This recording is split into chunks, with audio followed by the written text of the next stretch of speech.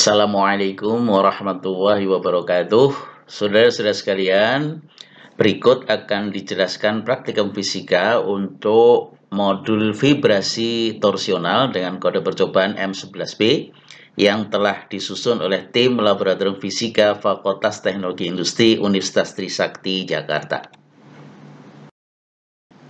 Percobaan M11B atau momen inersia dan vibrasi torsional itu maksud percobaannya adalah yang pertama menentukan konstanta pemulihan sudut K. Jadi konstanta pemulihan sudutnya yang pegas keong ini. Kemudian yang kedua menentukan momen inersia piringan, silinder, bola, batang logam. Jadi benda-bendanya ada di sini.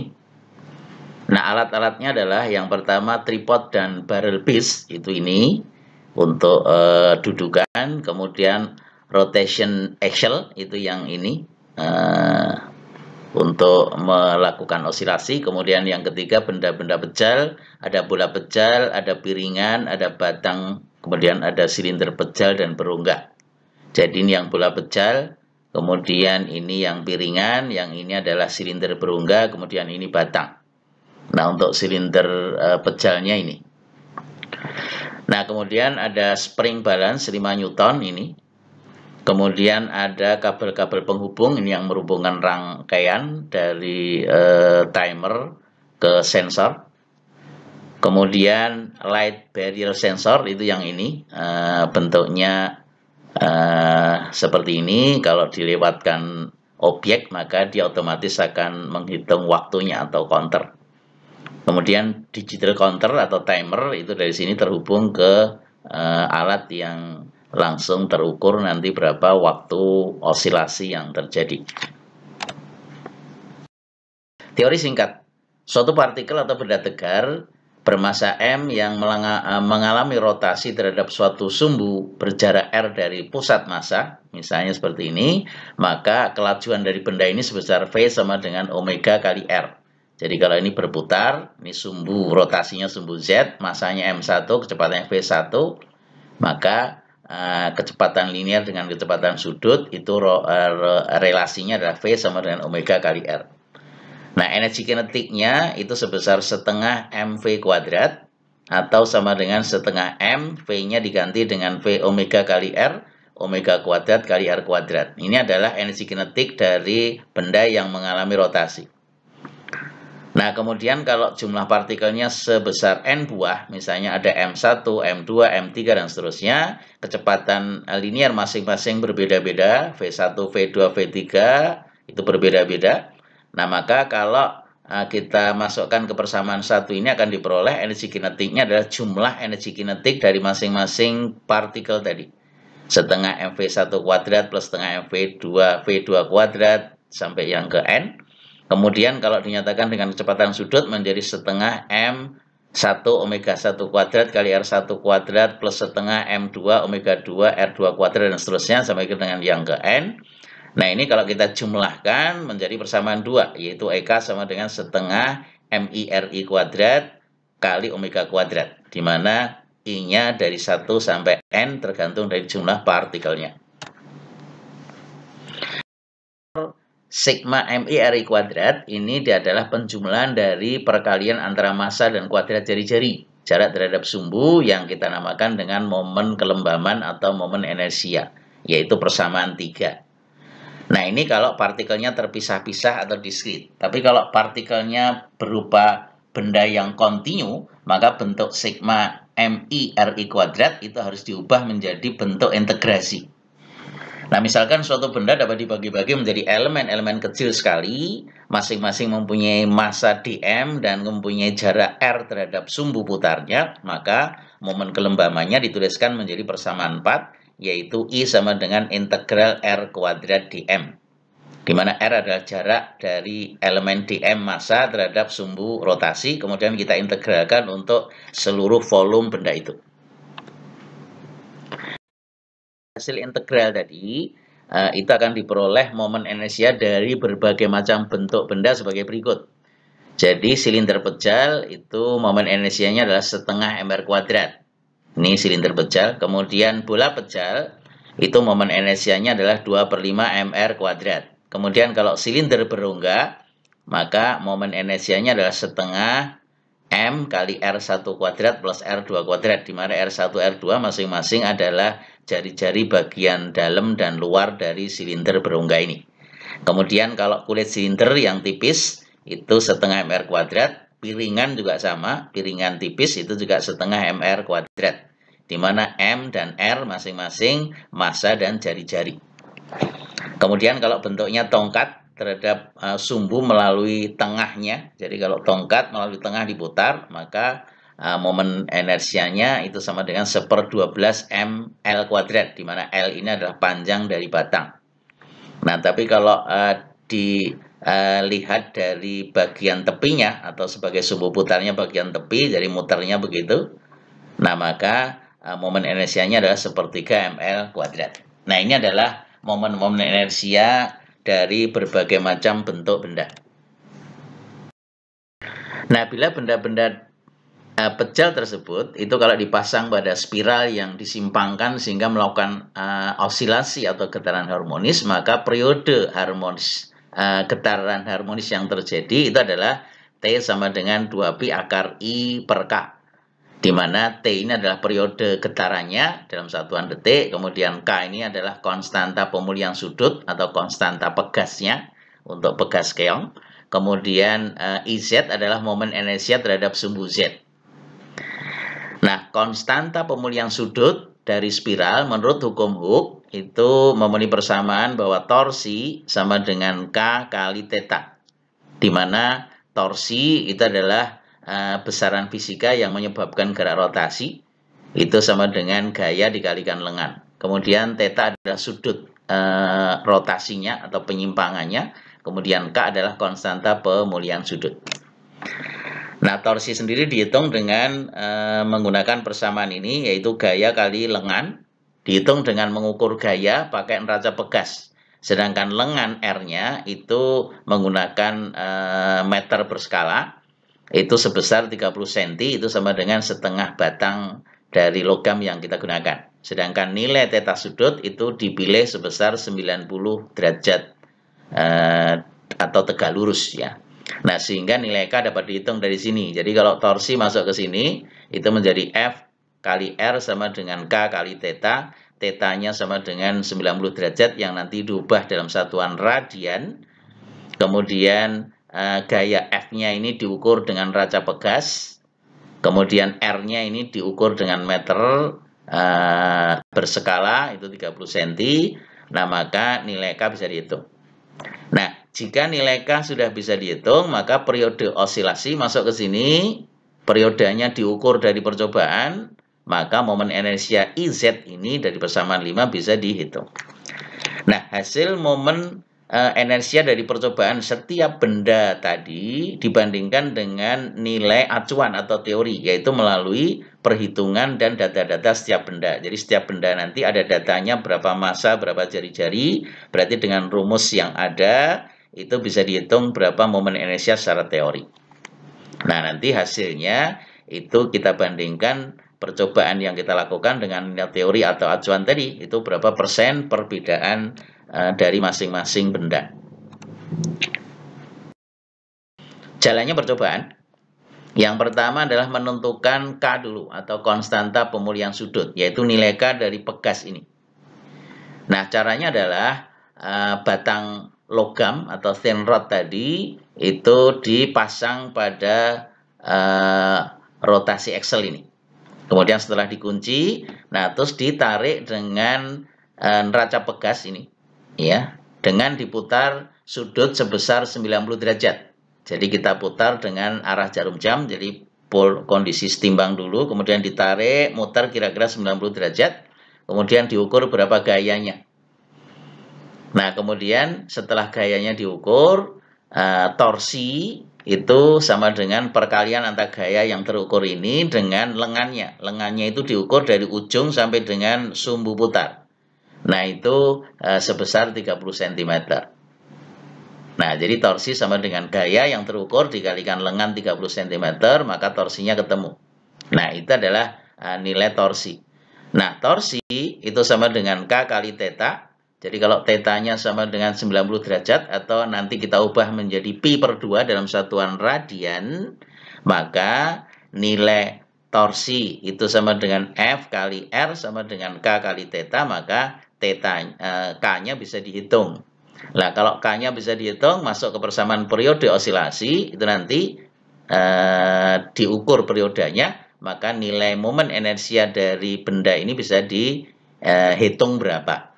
Yaitu untuk benda batang logam silinder panjang ini, kemudian ada piringan, kemudian ada bola pejal, kemudian ada silinder pejal, kemudian ada silinder berrongga. Jadi ada 5 buah benda yang akan kita lakukan praktikum osilasinya.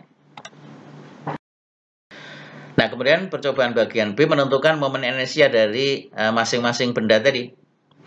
Yaitu yang pertama langkahnya adalah light barrier sensor dihubungkan dengan counter untuk mengukur setengah periode dari getaran selaras yang terjadi. Jadi nanti kalau misalnya ini gambarannya, ini batang, kemudian sensornya sudah diatur, counternya, kemudian ada bagian objek yang harus melewati di bagian tengah dari sensor ini. Jadi ketika ini kita simpangkan 90 derajat, nanti kita putar searah jarum jam, kemudian dilepaskan, maka batang ini akan mengalami oscillasi, yaitu gerak bolak-balik begitu. Nah, pada saat melewati sensor yang pertama, otomatis counter ini akan on. Kemudian begitu lewat lagi yang kedua, maka counter ini otomatis akan mati. Nah, kemudian ketika benda ini kita simpangkan 90 derajat, kemudian melewati sensor pertama on, kemudian balik lagi off, itu waktunya adalah setengah periode. Nah, jadi bukan periode, karena yang namanya periode itu disimpangkan, itu bergerak ke sini, lewat sensor, terus sampai ujung sana, balik lagi lewat sini, nah itu sama dengan periode. Padahal yang terukur hanya waktu ketika lewat sensor pertama, kemudian lewat sensor yang kedua. Oleh karena itu, yang terukur itu hanya setengah T atau setengah periode. Itu yang perlu diingat. Nah, kemudian dari percobaan yang dilakukan, bendanya diganti. Yaitu kalau mula-mula ini batang, kemudian diganti dengan silinder pejal. Nah, kalau silinder pejal itu kan harus ada kawat tambahan yang ditempel di bagian atasnya supaya nanti bisa melewati sensor ini. Jadi ketika silinder pejal ini kita putar 90 derajat, kemudian kita lepas, dia akan muter balik. Nah, kawat yang dianggap tak bermassa ini, itu ketika melewati pertama, timer ini akan on, kemudian muter ke sana, balik lagi ke sini, kawat ini akan melewati sensor lagi, dia akan off. Jadi nanti waktu yang terukur setengah periodenya untuk silinder pejal ini berapa. Kemudian diganti dengan bola pejal. Ini bola pejal nih. Bola pejal itu juga dikasih kawat yang ditempel bagian atasnya supaya bisa melewati sensor terdeteksi berapa waktunya. Kemudian setelah bola selesai sama disimpangkan 90 derajat, kemudian muter, nah osilasinya diukur setengah periodenya ini berapa. Kemudian setelah bola silinder berongga. Ini. Kemudian setelah silinder berongga diganti lagi bendanya dengan yang piringan ini. Itu. Nah, jadi ada 5 batang, kemudian silinder pejal, kemudian bola pejal, kemudian diganti dengan silinder berongga, kemudian piringan. Nah, jadi ada 5 percobaan yang dilakukan. Semuanya kita ukur osilasi untuk waktu setengah periode. Nah, hasil-hasil percobaan yang telah diperoleh itu terlihat pada data-data tabel berikut ini. Yang pertama yaitu perhitungan nilai momen inersia secara teori atau sebagai nilai acuan.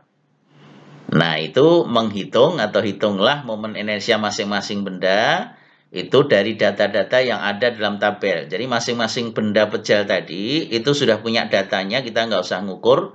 Ini dianggap sebagai acuan atau konstanta. Jadi batang silinder yang disingkat BS itu masanya sama dengan 0,133 kg. Kemudian panjangnya L sama dengan 0,6 meter. Nah, sehingga batang silinder nanti bisa dihitung berapa momen inersianya. Yaitu rumusnya adalah 1/12 mL kuadrat. Jadi 1/12 kali M masanya ini, L-nya ini kuadrat. Nanti ketemu berapa. Kemudian piringan silinder. Piringan silinder itu masanya sama dengan 0,184 kg. Kemudian jari-jarinya 0,108 meter. Nah, jadi kalau massa dan jari-jarinya tahu, maka piringan silinder ini pakai rumus momen inersianya setengah mr kuadrat. Nanti ketemu berapa? Di kolom terakhir dituliskan.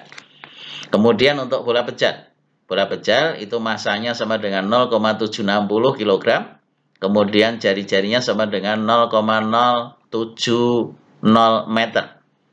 Nah, kemudian kita hitung untuk bola pecal. Itu momen inersianya rumusnya adalah 2/5 mr kuadrat. Jadi 2/5 kali massanya 0,760, kemudian jari-jarinya 0,07. Nah, nanti ketemu berapa momen inersia dari bola pecal, kita tuliskan di kolom terakhir. Nah, kemudian silinder pecal itu massanya 0,366, kemudian jari-jarinya 0,05. Nah, maka untuk silinder pecal bisa dihitung momen inersianya, persamaannya adalah setengah mr kuadrat. Jadi setengah kali massanya 0,366 kg, R jari-jarinya 0,05 meter. Nanti ketemu berapa momen inersia dari silinder pecal. Kemudian yang terakhir silinder berongga. Nah, silinder berongga ini massanya adalah 0,372 kg. Kemudian berongga kan ada dua jari-jari, ada jari-jari dalam, ada jari-jari luar. Jari-jari dalamnya adalah R1 0,046 meter, kemudian jari-jari luarnya R2 0,05 meter. Nah, maka dengan persamaan I sama dengan setengah M kali dalam kurung R1 kuadrat plus R2 kuadrat, data ini masuk ke sini bisa diperoleh momen inersia untuk silinder berongga. Tuliskan hasilnya di kolom terakhir ini. Nah, hasil-hasil perhitungan untuk semua benda pecal, batang, silinder, piringan, bola pecal, kemudian silinder pecal, kemudian silinder berongga, hasil ini itu digunakan sebagai nilai acuan atau dianggap sebagai nilai teori. Nanti dari hasil percobaan itu berapa nilai IZ-nya bandingkan dengan nilai acuan kita yang sudah kita hitung ini.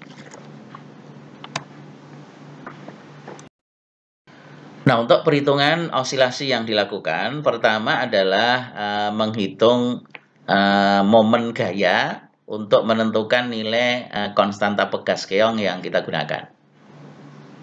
Yaitu pertama lengannya kita ukur, itu ketemunya 30 cm, kemudian ketidakpastiannya itu diambil 20% NST. Jadi alat ukur yang kita pakai adalah meteran biasa dengan NST 1 mili, maka ketidakpastiannya 0,2 mili. Kalau dalam senti itu 0,02 senti. Kemudian gaya pada saat ditarik dengan raca pegas dengan sudut putar sebesar 90 derajat dari posisi setimbang atau sama dengan pi/2 dalam satuan radian, itu diperoleh besar gaya tariknya sama dengan 2,6 Newton. Nah, kemudian ketidakpastiannya diambil 20% NST. Neraca pegas yang digunakan NST-nya adalah 0,1 Newton. Jadi ketidakpastiannya diambil 20% kali 0,1 Newton. Jadi sama dengan 0,02. Nah, kemudian dari data ini, F-nya ini, L-nya ini kita bisa hitung torsinya, yaitu gaya kali lengan. Nah, jadi gaya ini kali lengan ini nanti ketemu berapa? Silahkan dihitung. Nah, kemudian dengan persamaan torsi itu sama dengan K kali theta. Theta-nya kita masukkan, jangan yang 90 derajat, yang kita masukkan pi/2. Pi-nya itu sama dengan 22/7, ya, konstanta untuk lingkaran. Masuk ke sini. Kemudian torsinya dari hasil perhitungan kita ini, maka diperoleh nilai K. Nah, konstanta pegas nanti ketemu berapa? Tuliskan di sini, satuannya dalam Newton kali meter. Nah, kemudian dari percobaan untuk osilasi, dari hasil percobaan yang sudah dilakukan, maka diperoleh hasil-hasil sebagai berikut. Untuk batang silinder yang disingkat BS, itu waktu untuk setengah periodenya 682 milisecond. Nah, maka waktu periodenya tinggal dikalikan 2, sama dengan 1364 milisecond. Kemudian untuk piringan silinder disingkat PS, waktu setengah periodenya sama dengan 146 milisecond. Itu yang terukur dari counter. Kemudian waktu periodenya berarti dikalikan 2, 2,92 milisecond. Kemudian untuk bola pecal disingkat BP, itu waktu untuk setengah periodenya diperoleh hasil 192 milisecond, maka periodenya 2 kali sama dengan 384 milisecond. Nah, kemudian untuk silinder pecal itu kita singkat SP, dari hasil percobaan setengah periode terukur oleh counter sebesar 102 milisecond, berarti periode osilasi untuk benda ini 2 kalinya sama dengan 204 milisecond. Nah, sedangkan silinder berunggah disingkat SB, untuk waktu setengah periodenya sama dengan 133 milisecond, maka periode untuk benda ini osilasinya adalah 266 milisecond, 2 kali dari setengah periode. Nah, nanti data-data yang berwarna biru inilah yang kita pakai untuk perhitungan selanjutnya. Nah, ini adalah nilai dari periode T, dari persamaan osilasi T sama dengan 2pi akar I per K. K-nya diperoleh dari persamaan ini tadi. Ya, hasil perhitungan kita berapa, masuk ke sini K. Kemudian periodenya sama dengan hasil masing-masing benda ini. Nah, nanti akan ketemu berapa nilai IZ dari percobaan. Ya, pakai rumus osilasi ini. Nah, sedangkan IZ acuan itu dari perhitungan yang sebelumnya telah diterangkan dengan data-data massa dan jari-jari yang ada. I-nya kan sudah dihitung untuk acuan. Nah, nanti dari hasil percobaan masing-masing benda menggunakan rumus osilasi ini, masing-masing ini masuk ke sana, K-nya semua sama karena satu pegas ya, yang diganti hanya benda-bendanya saja. Dengan waktu periodenya ini, maka akan diperoleh masing-masing hasil IZ untuk setiap benda. Nah, nanti hasil percobaan ini kita bandingkan dengan nilai acuan berapa persen perbedaan. Nah, itu percobaan yang kita lakukan dalam perhitungan selanjutnya. Nah, tugas laporan percobaan saudara itu ada 2 bagian. Bagian A adalah tugas laporan yang dibuat tidak perlu data praktikum, sedangkan bagian B adalah tugas laporan yang memerlukan data praktikum. Pertanyaan untuk bagian A yang pertama, jelaskan apa yang dimaksud dengan momen inersia. Kemudian yang kedua, buktikan bahwa inersia dari sebuah silinder pecal dan bola pecal terhadap sumbu pusat masing-masing itu sebesar setengah mr kuadrat dan 2/5 mr kuadrat, di mana M adalah massa benda, kemudian R adalah jari-jari, baik silinder pecal maupun bola pecal. Kemudian yang ketiga, buktikan bahwa osilasi keong pegas tadi itu memenuhi persamaan T sama dengan 2pi akar I per K, di mana I adalah momen inersia, K adalah konstanta pegasnya, T adalah periode osilasinya. Kemudian bagian B, hitung konstanta pemulihan sudut K dari spiral dan ketidakpastiannya. Jadi nilai K dan plus minus delta K-nya berapa? Itu perhitungannya telah dijelaskan di depan. Kemudian nomor 2, hitung momen inersia setiap benda, baik untuk silinder, kemudian batang silinder, silinder pecal, kemudian silinder berongga, bola pecal, piringan, itu berapa momen inersia masing-masing dari data tabel di atas. Nah, nilai ini itu sebagai nilai acuan tadi. Kemudian yang nomor 3, hitunglah momen inersia setiap benda, batang silinder, silinder pecal, silinder berongga, bola pecal, piringan dari hasil percobaan. Dan hitung ketidakpastiannya. Jadi IZ-nya dengan menggunakan rumus ini, kemudian ketidakpastian dari IZ atau delta IZ-nya itu hasilnya berapa untuk masing-masing benda ini. Kemudian bandingkan hasil nomor 3 ini dengan nilai acuan, yaitu hasil perhitungan nomor 2 dari data-data yang ada, kemudian dihitung persen perbedaan masing-masing. Nah, kemudian yang kelima, terakhir berikan kesimpulan dan saran untuk percobaan M11B atau momen inersia dan vibrasi torsional ini.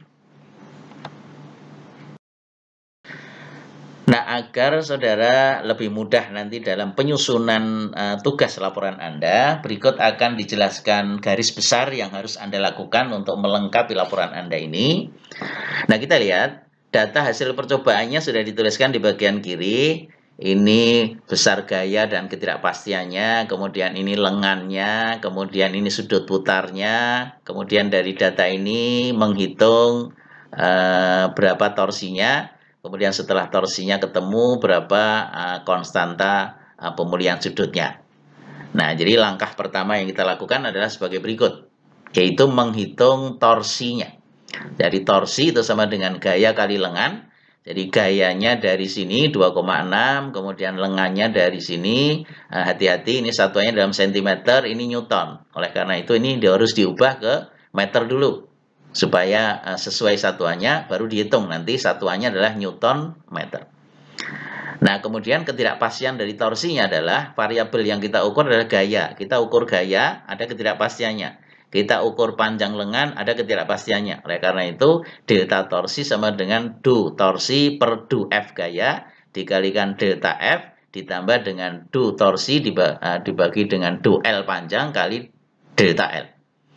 Jadi, du torsi per du F itu ketemunya sama dengan, dari persamaan ini, turunan F pangkat 1, jadi ketemunya hanya L saja, dikalikan delta F, kemudian du torsi per du L, turunan dari sini, turunan L pangkat 1, jadi tinggal F saja, F kali delta L. Nah, nanti L-nya masuk ke sini sama dengan ini dalam meter 0,3 meter, kemudian delta F-nya sama dengan 0,02, kemudian F-nya sama dengan 2,6, kemudian delta L-nya sama dengan 0,02. Nah, nanti ketemu berapa? Nah, hasil torsi dan ketidakpastian torsi tuliskan di sini ketemu berapa?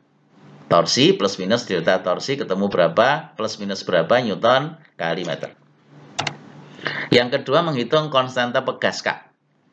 Nah, relasinya tadi adalah torsi sama dengan K kali theta. Jadi K-nya berarti sama dengan torsi dibagi dengan theta. Ya. K torsi dibagi theta. Torsi tetanya kita ambil 90 derajat. Tapi nanti dalam perhitungan jangan diambil 90 derajat. Maka 90 derajat harus diubah satuannya dalam radian. Itu sama dengan P per 2. Nah, sehingga nilai konstanta pemulihan sudut K sama dengan torsi dibagi dengan Pi per 2. Atau 2-nya naik menjadi 2 kali torsi per Pi. Jadi 2, torsinya sama dengan, dari hasil perhitungan ini berapa? Kemudian Pi-nya adalah konstanta lingkaran, yaitu 22 per 7. Nanti ketemu berapa? Satuannya dalam Newton kali meter. Ini sama dengan ini ya.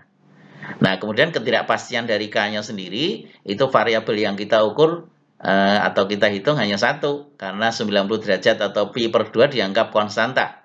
Nah, sehingga delta K-nya sama dengan du K per du torsi kali delta torsi. Turunan dari persamaan ini, du K per du torsi itu sama dengan turunannya, persamaannya kan K sama dengan ini ya. Nah, sehingga turunannya sama dengan 2 per Pi dikalikan dengan delta torsi. Jadi hasilnya nanti delta K 2 dibagi Pi, Pi-nya 22 per 7 kali delta torsi. Dari mana delta torsi? Dari sini yang hasil perhitungan kita itu. Ini masuk ke sini, nanti ketemu berapa delta K.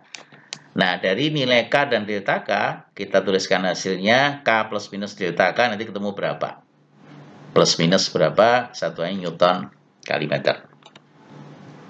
Nah, kemudian yang ketiga adalah menghitung momen inersia untuk masing-masing benda. Bendanya ada 5 tadi ya.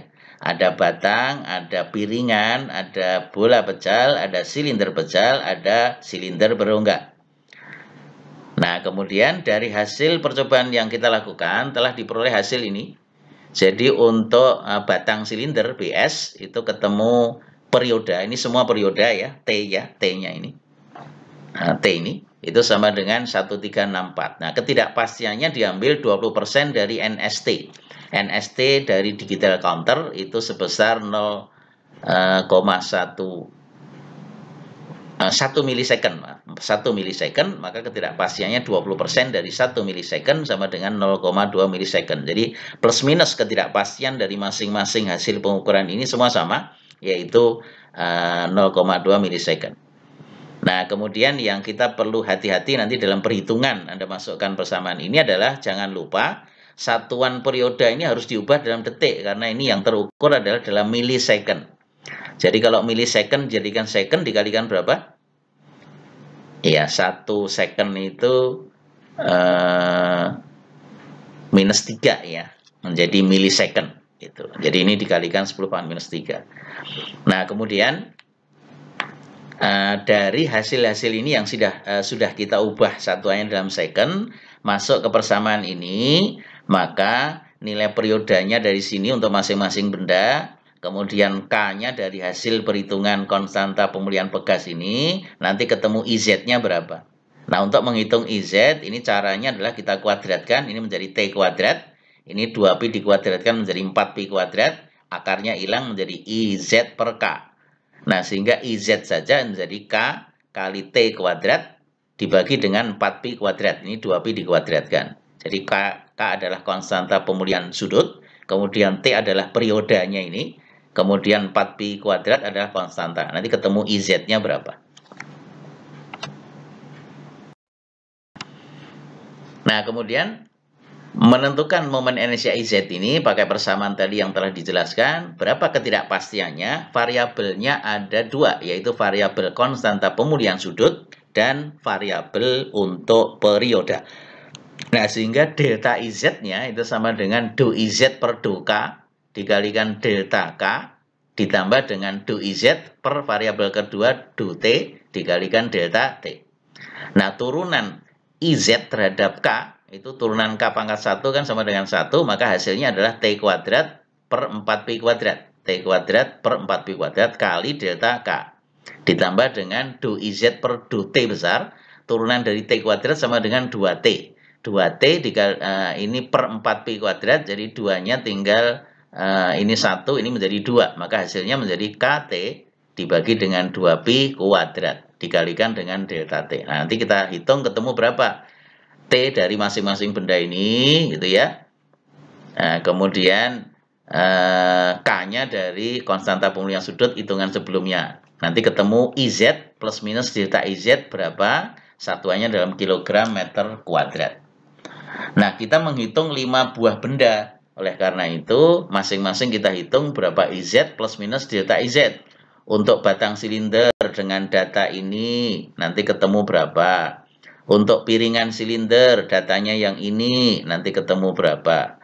Untuk bola pejal, datanya yang ini, nanti ketemu berapa. Untuk silinder pejal, nanti dengan data ini ketemunya berapa. Untuk silinder berongga, datanya yang ini dengan persamaan yang sama, nah, itu diperoleh berapa momen inersia berdasarkan hasil percobaan dengan ketidakpastiannya semuanya menggunakan rumus yang sama seperti ini diperoleh dalam tabel ini.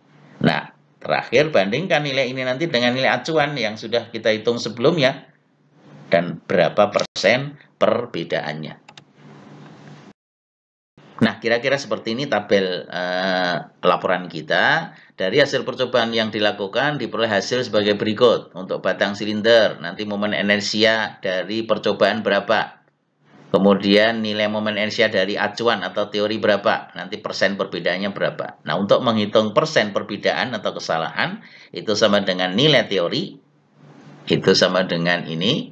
Dikurangi nilai percobaan atau eksperimen yang ini, dibagi dengan nilai teori yang ini. Nanti kali 100% ketemu berapa persen. Nah, piringan silinder juga sama, ketemu momen inersia percobaan berapa, teorinya berapa, persen kesalahannya berapa. Bola pejal, nilai momen inersianya berapa, momen inersia teori berapa, kemudian berapa persen perbedaan. Silinder pejal, momen inersia dari hasil percobaan ketemu berapa, kemudian nilai acuan berapa, kemudian berapa persen kesalahannya. Kemudian silinder berongga juga sama, nilai dari hasil percobaan berapa, kemudian lihat teorinya berapa, kemudian berapa persen perbedaannya. Nah, dari hasil-hasil persen perbedaan masing-masing benda ini, maka di kesimpulan kita, persentase perbedaan terkecil yang mana gitu. Apakah yang piringan atau yang silinder atau yang mana, nanti dari hasil perhitungan saudara. Kemudian yang paling gede salahnya di antara benda-benda ini benda yang mana? Nah, kemudian dari hasil ini, itu kira-kira apa ya penyebab kesalahannya? Silahkan Anda analisa dari perhitungan Anda, perkiraan apa saja. Dan yang terakhir, berikan saran, ini nomor 4 mestinya ya, beriin saran untuk percobaan M11B ini. Nah, saya kira itu penjelasan yang telah dilakukan panjang lebar, mudah-mudahan dari teori, kemudian cara menghitung dan cara menghitung persen kesalahannya, mudah-mudahan bisa difahami.